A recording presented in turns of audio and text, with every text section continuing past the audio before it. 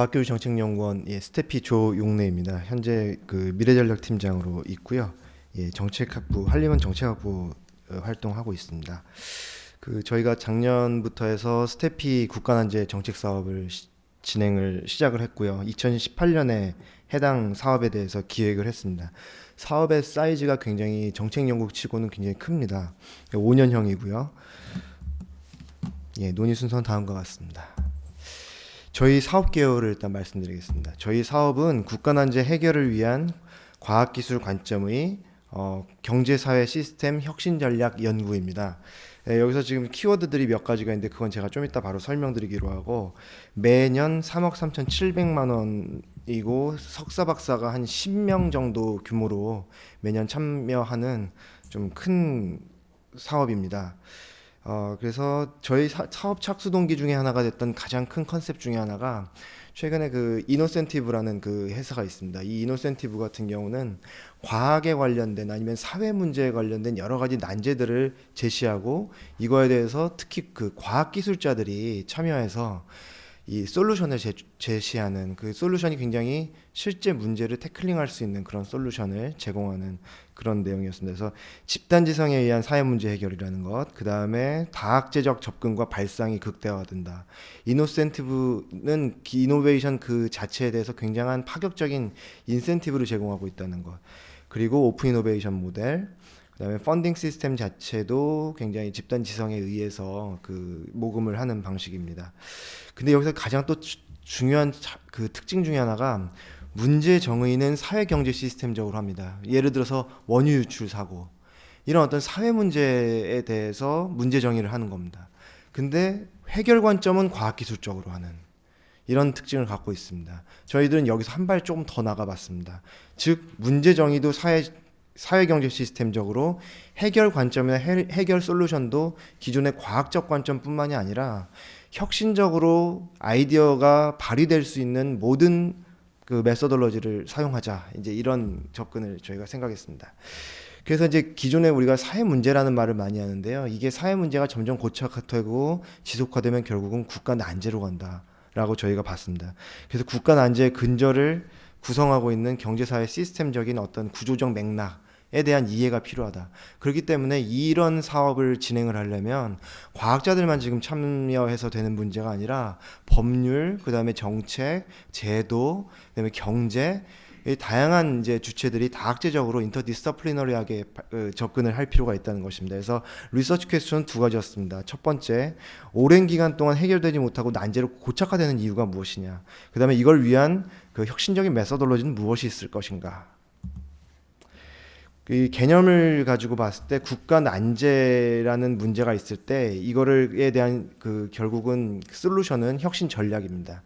이 혁신 전략에 관련해서 메소드는 저희가 보통 과학 기술에 의해서 많이 보고 있는데요, 저희들은 여기서 혁신적인 모든 솔루션의 메소돌로지를 다 한번 어플라이를 해보자라고 했습니다.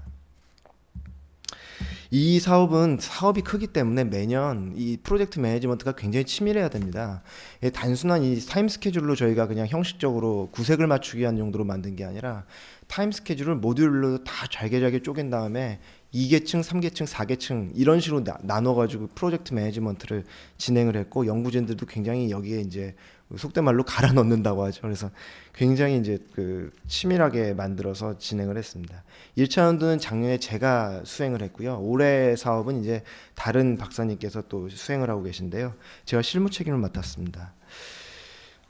일단 1계층에 해당되는 스텝 A, B, C, D를 보시면요, 그 국가난제 이슈 도출하는 거, 그 다음에 선정과 이슈화, 그 다음에 방법론 개발, 그 다음에 1차 연도의 성과를 이슈를 담론화한 다음에 정책계 쪽으로 해서 성과 확산하고 대국민 홍보하는 작업, 이 네 가지 모듈들이 세부 모듈까지 만들어 가지고 진행이 되었습니다. 그래서 이걸 위해서는 저희가 추진 체계를 좀 만들어야 돼서 협동연구기관이 한 4개가 들어왔습니다, 작년에. 그래서 연구성 협동연구기관이 한 3개가 들어왔고요. 그 다음에 설문조사라든지 각종 행사 개최를 위한 그 기업으로서 갤럽이 같이 들어왔습니다. 그래서 오후에 지금 들어오실 이제 포스텍 정우성 교수님이 저희 난제 지형도를 만드는데 도와주셨고요.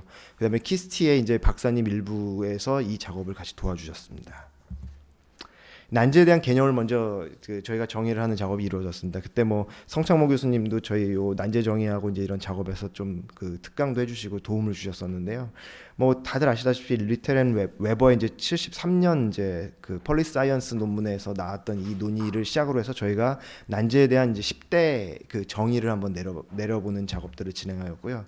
그다음에 이 과정에서 이제 나름대로 필로소피를 좀 만들었습니다. 일단 우리가 사회 갈등으로 표면화된 그런 문제들은 사회 문제입니다. 근데 사회 문제에 기저에 있는 것들, 이 구조적인 맥락, 그다음에 이게 어떻게 얼마나 컴플렉시티를 가지고 있느냐, 이 논의를 이 구조를 밝혀야 되기 때문에 이 부분의 영역, 빙산, 그러니까 아이스버그의 아래 부분에 해당되는 부분을 저희는 이제 난제 영역으로 보았습니다. 기존에 이제 사회 문제 해결형 R&D가 우리 다부처 공동 사업으로서 정책판에서는 굉장히 유명한 사업입니다. 사회문제 해결형 죄송합니다. 사회문제 해결형 R&D 사업하고 저희 그 국가 난제 사업하고에 있어서는 법이나 관점에 있어서의 한계를 저희가 좀 계속 차별화하려고 노력을 하였고요. 그 과정에서 이제 그 성 교수님께서 지금 진행하고 계시는 과학 난제, 그 다음에 산업 쪽에서의 알키미스트 프로젝트, 사회문제 해결형 R&D 이것도 이제 과기부에서 지금 하고 있죠. 이 세 개와 국가 난제에 관한 어떤 관점과 범위와 그 다음에 스콥의 차이가 있느냐 이런 내용들에 대한 그 차별성을 잡기 위해서 저희가 노력하였고요. 사회문제 해결형 관련해서는 과학난제, 알키미스트가 두 가지가 좀 더 과학자 아니면 기술자 관점에서의 논의라고 한다면 사회문제 해결형 R&D 쪽으로 일단 더 확장이 최근에 되고 있죠. 근데 저희들은 이제 그게 더 고착화된 국가난제 논의로 갔고요.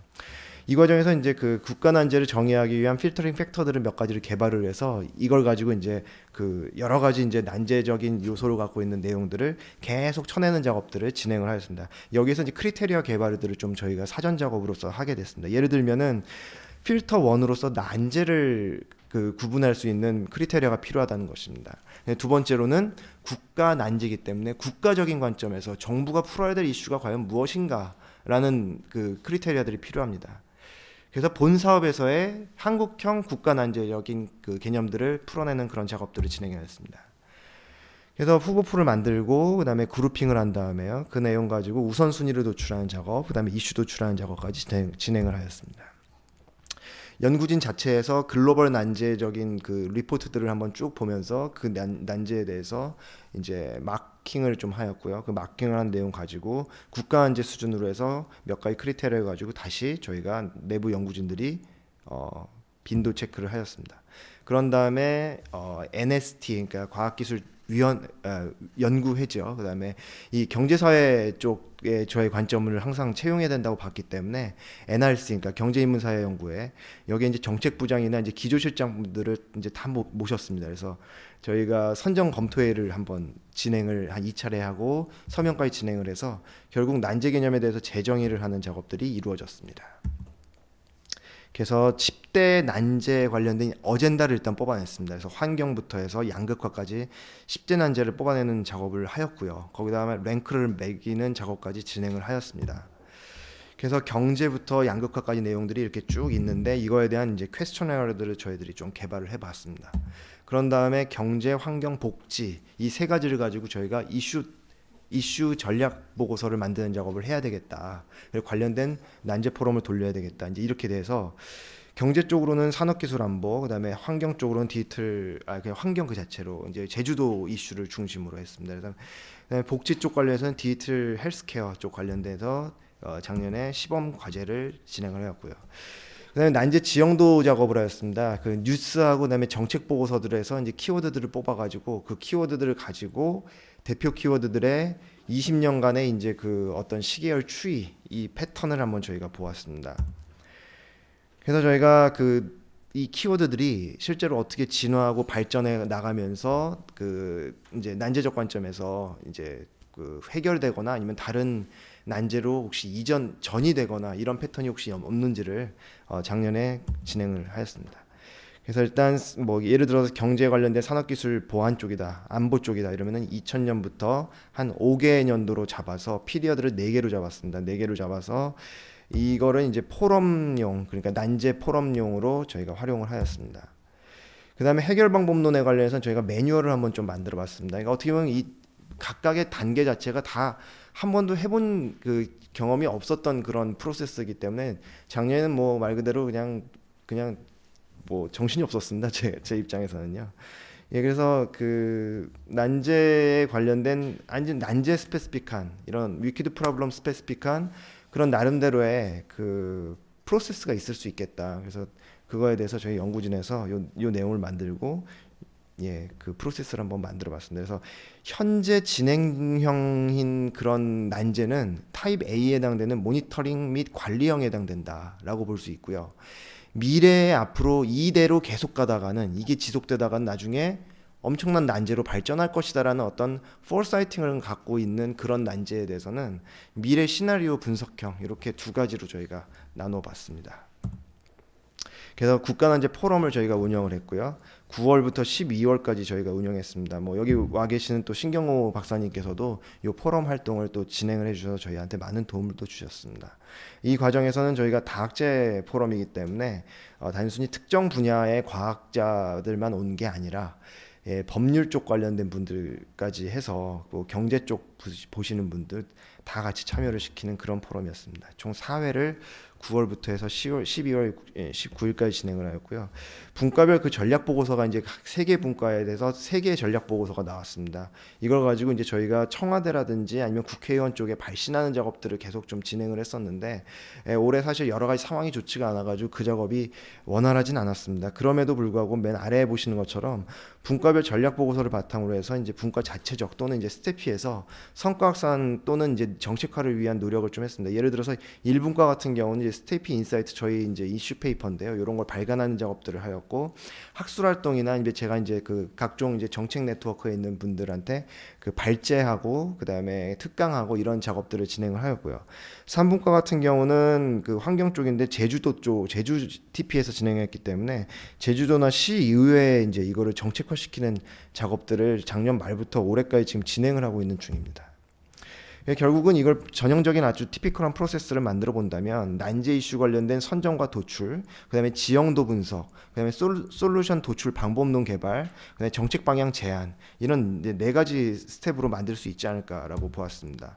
그리고 정책계 쪽에 관련해 가지고 아까 말씀드렸던 그 NST나 NRC에 있는 그 키메이커들 아니면은 오피니언 그 리더들을 계속 모아서 이 융합 NST 융합연구단 아니면 NRC에 있는 협동연구 이쪽하고 이 난제 이슈를 계속 정책연구 네트워크로 해서 과학자들과 그 정책연구자들이 같이 모이는 그런 흐름들을 계속 선도해 나갈 필요가 있다라는 게 작년 사업에서 가장 또 큰 교훈이었습니다.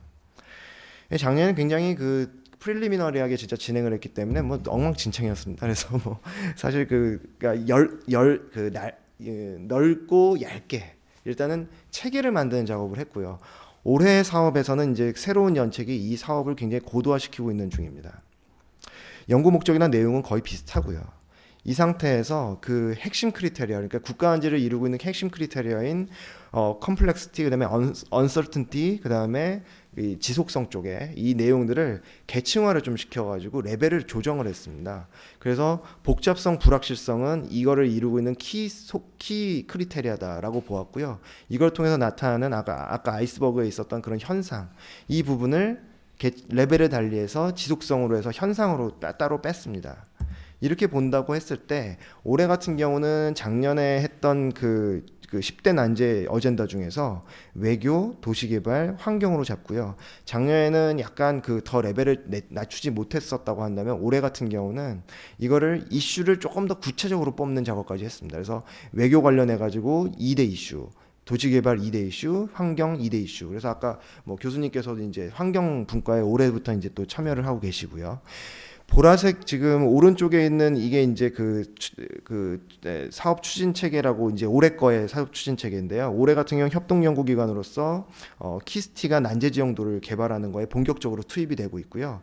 그다음에 카이스트가 이제 협동연구로서 난제 유형하고 이제 발전 경로를 연구하는 게 새로 추가된 내용이라고 볼 수 있겠습니다.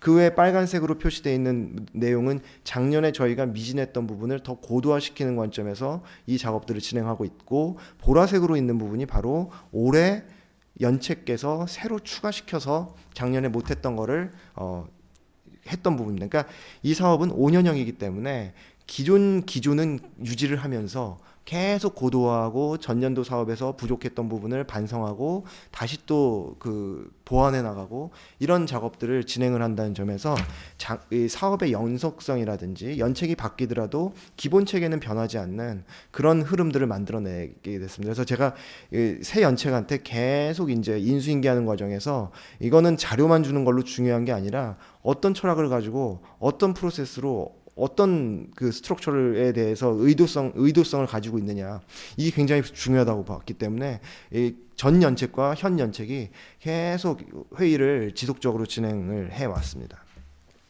지속성 관점에서는 아까 말씀드린 대로 기본적인 문제라고 했던 게 결국 나중에 난제로 발전하는 이런 어떤 흐름들을 보고 있다라고 보았고요.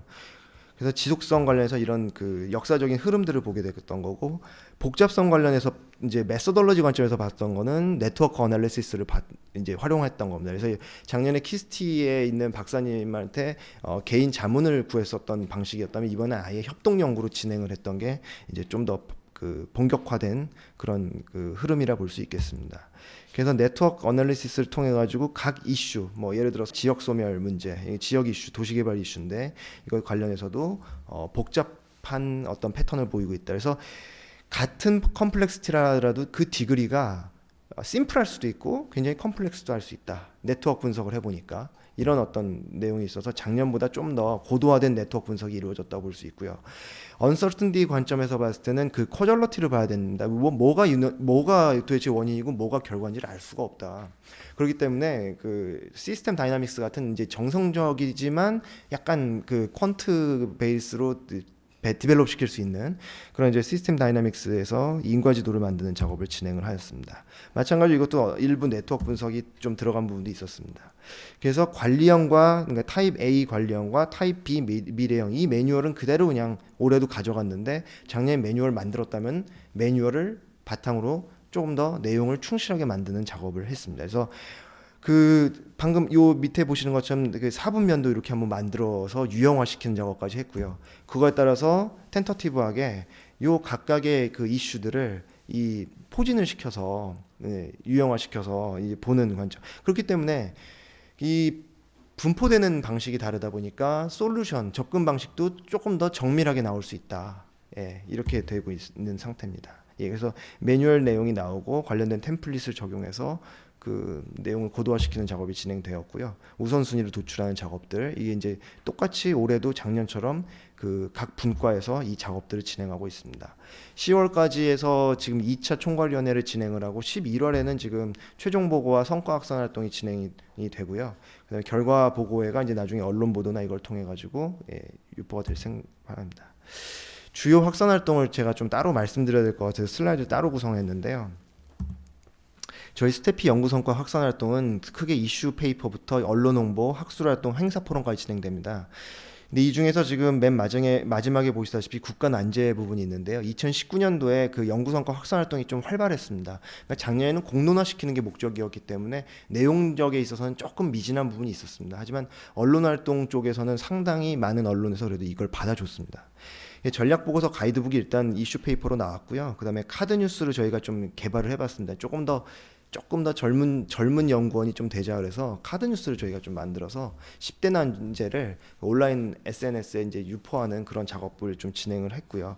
기획 특집이라든지 칼럼이라든지 이런 작업들이 좀 많이 있었습니다. 그다음에 제가 이제 그 혁신학회에 그 세션을 하나 아예 국가난제 세션을 만들어 버렸습니다. 그래서 학회 발표를 하고 국가난제 포럼 이렇게 진행했습니다. 일단 저희는 메인 보고서를 하나 잡고 있고요. 메인 보고서는 뭐 좀 두꺼운 보고서인데 이걸 많이 안 보지 않습니까? 그렇기 때문에 카드 뉴스를 저희가 만들었어요. 그래서 디자인 펌을 하나 끼워가지고 아예 그냥 거기다가 그 난제에 관련돼 가지고 국민들이 그냥 아주 쉽게 그냥 볼 수 있는 이런 그 카드 뉴스를 만들었습니다.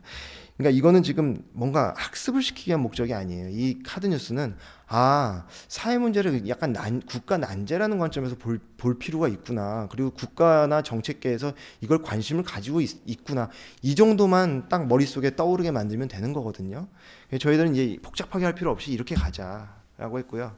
정책 실무자들을 위해서 저희가 아까 보여드렸던 그 어떤 이 전체 흐름도 있잖아요. 이슈 진단 요 가운데 그림 보시면은 요런 내용을 좀 디자인을 좀 입혀가지고 국가 난제에 관련된 정책 연구나 정책 실무를 뭔가 준비하시는 분들한테 이 큰 흐름들을 한번 보여드리고 싶어가지고 얇은 그 가이드북을 하나 만들었습니다.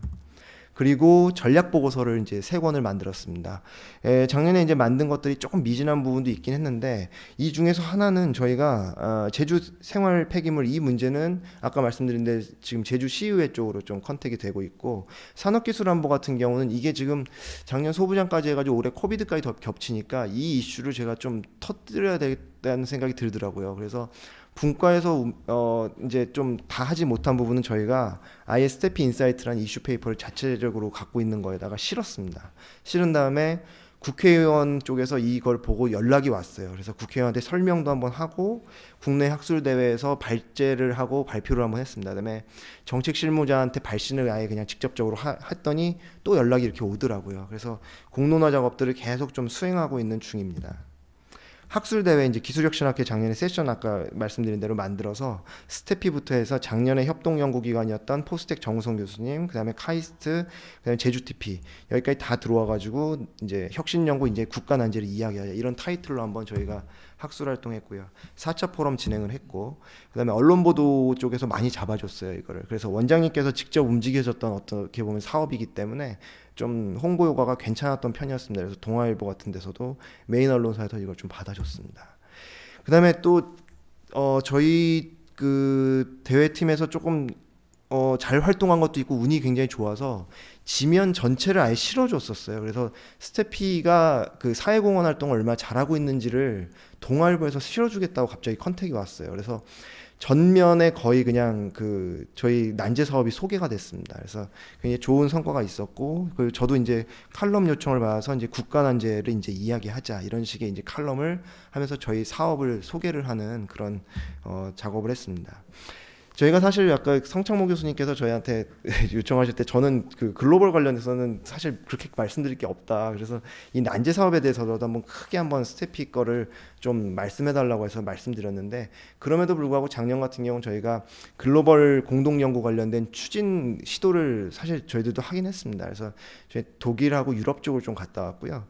작년에 일단 이걸 하면서 제가 느낀 거 몇 가지 포인트를 말씀드리겠습니다. 첫 번째, 협동연구의 목적을 명확하게 설정할 필요가 있습니다. 왜 협동연구를 해야 되느냐? 그것도 글로벌하고 글로벌 기관하고 해야 되는 목적을 명확하게 잡아야 됩니다.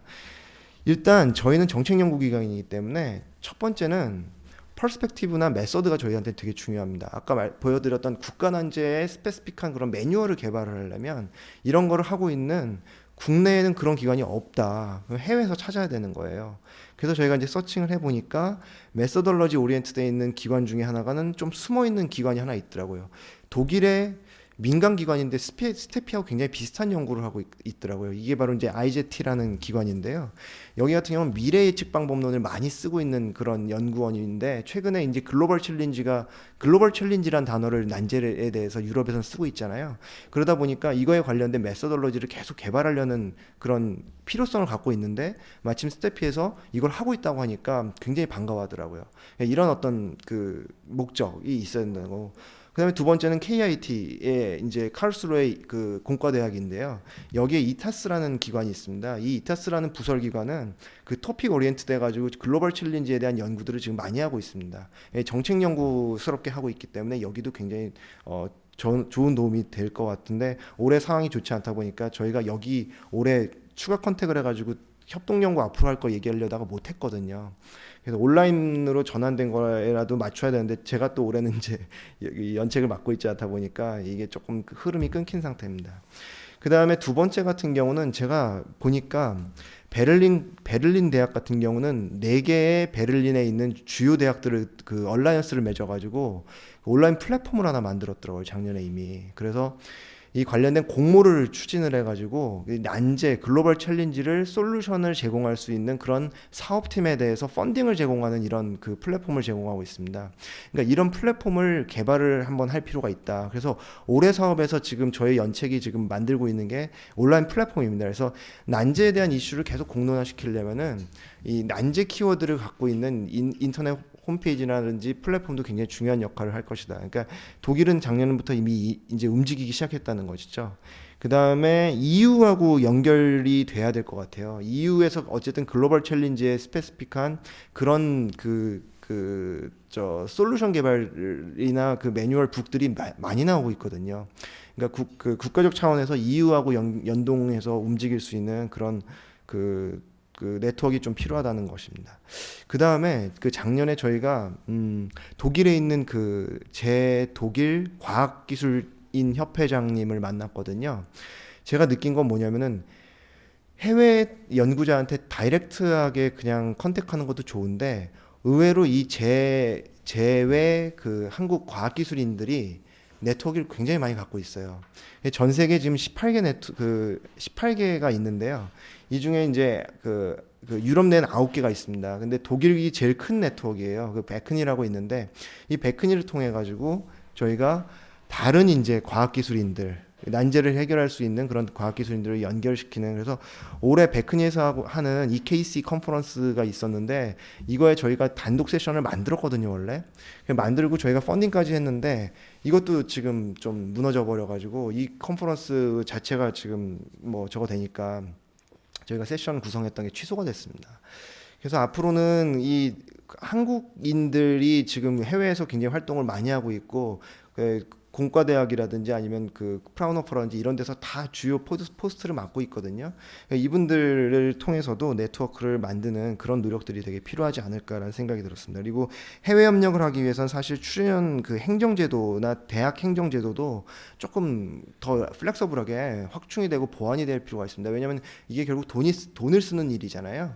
이 돈 쓰는 일에 관련해 가지고 이 해외 협력에 대해서는 굉장히 많은 그 제도적인 개선이나 그 좀 오픈시켜서 문을 열어줄 필요가 있지 않을까라는 생각이 들었습니다.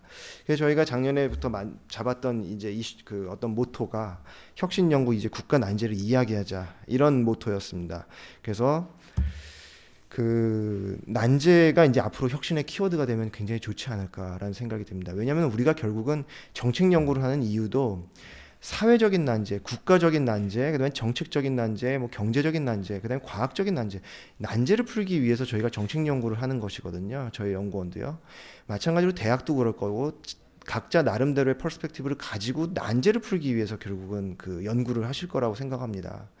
그래서 이 혁신의 키워드로서 이제는 난제 연구라고 진짜 한번 정책 연구의 그 흐름을 이제 바꾸는 그런 노력이 필요하지 않나 싶고 스태피가 다행히 이 난제라는 키워드를 2018년에 기재부 사업에 통과를 시켜서 그 작년부터 이제 그 안착을 시켜서 갔다는 게 굉장히 다행스러운 일이고요. 또 성창모 교수님께서 이제 그 한림을 통해서 이 과학 난제를 이 융합기술과하고 같이 해서 지금 진행하고 있는 것도 굉장히 고무적인 일을 할 수 있습니다. 산업부에 있는 그 알키미스트 프로젝트 외에 지금 이런 어떤 그 과학자들도 지금 난제에 관련해서 좀 진행할 수 있는 그런 그 룸이 있다면은 굉장히 좋은 논의일 것 같고 다만 이 과학의 이 난제의 그 내용을 어떻게 하면 이제 정책적으로 연결을 시킬 것인가 굉장히 중요한 이슈인 것 같아요. 예. 저희는 정책판에서 보고 있고 그냥 과학기술자들의 난제가 있고 요거를 두 개를 연결시키는 링킹핀이 필요한데 요 난제 사업이라는 게 그거를 위한 하나의 좋은 또 플랫폼이 되지 않을까라는 생각도 듭니다. 그래서 저희 사업에도 또 앞으로 많은 또 관심을 좀 부탁드리고 이 플랫폼으로서의 역할을 좀 다할 수 있도록 노력하겠습니다. 그래서 난제 이슈에 관련된 정책적 공론화를 계속 추진을 하고요.